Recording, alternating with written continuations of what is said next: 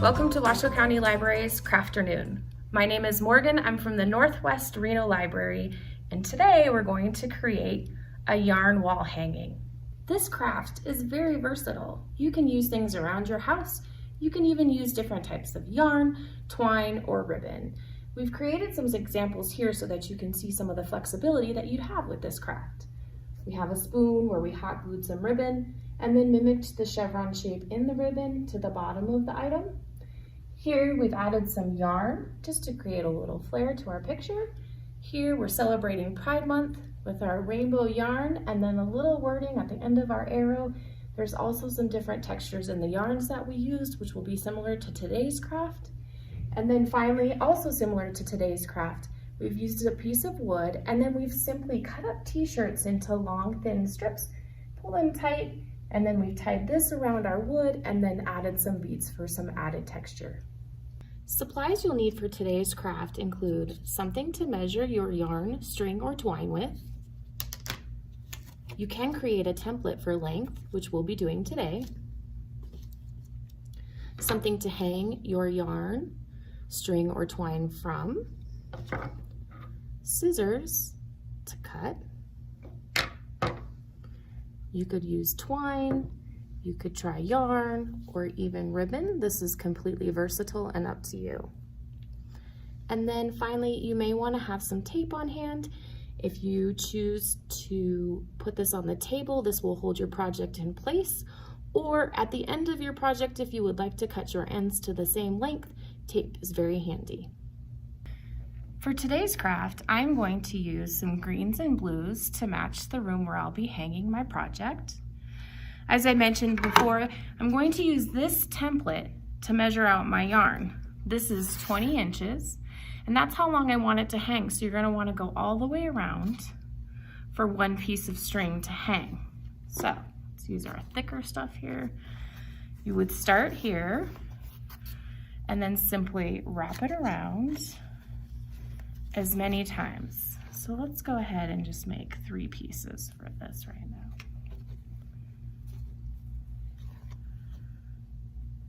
And then this is my third one up. So you would simply cut the end here, and then you can cut your string here to create 3 pieces that are all the same length. I'm going to go ahead and cut ahead all of my other yarns here. How much you want to use and of what color is completely up to you and probably dependent on what you're going to hang your yarn from. If you didn't create a template or don't want to create a template, you could use a ruler, or in this case I have a yardstick. I want to do 20 inches, but I want it twice the length, so you just want to be sure that you do twice that, and then you can simply cut your string, and then here you have string of the same length matching the other yarn. And then here, just to demonstrate again, is a different yarn that I'm going to wrap around my template, which is about 20 inches. And I'm going to cut just quite a few pieces so I have them ready. And then I'm going to do the same with this yarn and this yarn. Now that I have my yarn cut into the pieces the length that I want, and I've cut a few pieces of each type, I'm going to go ahead and tie a hanger to my anchor. And I'm just going to use some twine and some simple knots. When you're ready to go ahead and weave onto your anchor, you can do it on a tabletop. However, I'm going to hang mine just for ease. Sometimes it's a little bit easier to see your length and measure a little bit more approximately. So we're gonna go ahead and measure about how long we want this to be, and then simply cut. And then just with a simple knot on each end, I'm gonna tie here. Now, you could definitely use some of the yarn that you've cut for your craft wall hanging. I just found and think that this will be a little sturdier for what I'm going to hang rather than the yarn. So I'm going to go ahead and finish this side with a knot. And you can get fancy with your knots. You can get fancy with a lot of this actually if you wanted to braid it, or you could put pom-poms, or in the earlier example, you can add beads or any other decorative thing that you would like. So this is about what I wanted it to hang from. I'm gonna go ahead and leave the ends of the rope because I like it that way, but you could definitely trim this up if you wanted to. So I'm gonna go ahead and hang my anchor to the wall behind me.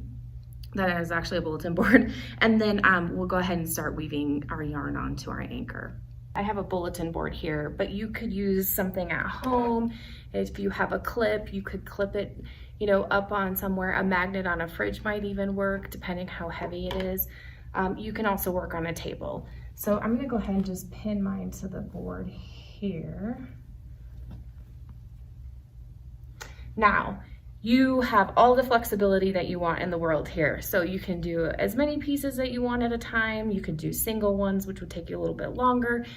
You could do orderly, you could be unorderly. This is completely up to you. So to start, I'm just gonna start with my bigger textured piece of yarn here. The way you loop it over is completely up to you too. I like the look that when you weave it from behind, so I'm simply taking my loop and then wrapping it from behind and then pulling it through. I like the knotted look on the front. You absolutely could weave it the other way that you choose. So I'm gonna start with my big chunk, and then I'm gonna go ahead and take this green yarn, and I've got about 10 pieces here that I'm going to loop all together. And again, I'm gonna come from the back, pull through my loop, and then make the knots. So, like so. And then I'm gonna take my third yarn here, just a little more textured, and I'm going to weave it the same way, creating the loop in the front, pulling from the back, and then down. Now you could squish this really tight together, you could space it out, that's completely up to you. I'm gonna go ahead, add one more color, and then repeat the pattern, but just a little bit differently.